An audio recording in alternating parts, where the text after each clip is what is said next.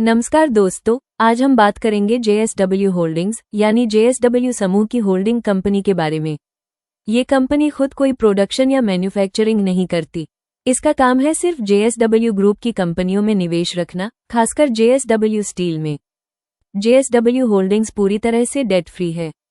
इस पर कोई कर्ज नहीं है, जो इसे काफी सुरक्षित बनाता है।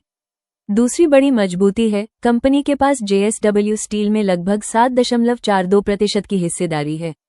यानी जेएसडब्ल्यू स्टील जितना बढ़ेगा, जेएसडब्ल्यू होल्डिंग्स की वैल्यू उतनी बढ़ेगी।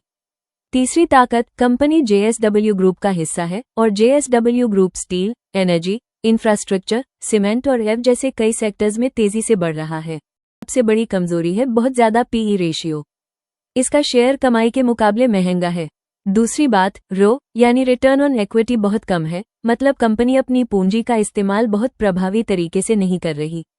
तीसरी कमजोरी, कंपनी नियमित डिविडेंड नहीं देती, क्योंकि इसकी अपनी कमाई उतनी स्थिर नहीं होती। अपॉर्चुनिटीज, भविष्य के मौके, अगर जेएसडब्ल्यू ग्रुप अपने बिजनेस जैसे स्टील, ग्रीन एनर्जी, सीमेंट या एफ सेगमेंट में मजबूती दिखाता है, तो जेएसडब्ल्यू होल्डिंग्स का नफ तेजी से बढ़ सकता है। भविष्य में अगर जेएसडब्ल्यू ग्रुप कोई नई कंपनी लिस्ट करता है या वैल्यू अनलॉक करता है, तो जेएसडब्ल्यू होल्डिंग्स को भी बड़ा फायदा मिल सकता है। थ्रेट्स, जोखिम, सबसे बड़ा रिस्क ये है कि जेएसडब्ल्यू होल्डिंग्स की किस्मत जेएसडब्ल्यू स्टील और ग्रुप कंपनियों पर निर्भर है।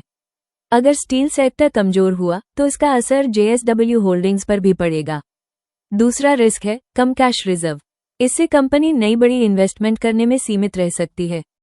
टेक्निकल व्यू चार्ट क्या कहता है? हाल ही में स्टॉक में तेजी इसलिए आई क्योंकि स्टॉक ने रेंज ब्रेकआउट दिया, वॉल्यूम अचानक बढ़ा, एमएसीडी ने बुलिश क्रॉसओवर दिया, आरएसआई ऊपर की तरफ मूव कर रहा है, सपोर्ट लेवल है 17,450 और 17,200, रेजिस्टेंस और टारगेट है 18,800, 19,400, 20,200।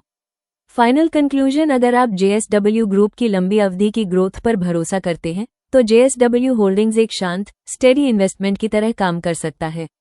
लेकिन ध्यान रहे, पीई बहुत ऊंचा है, रो बहुत कम है और वोलेटिलिटी ज्यादा है, तो कुछ रिस्क हमेशा बना रहता है।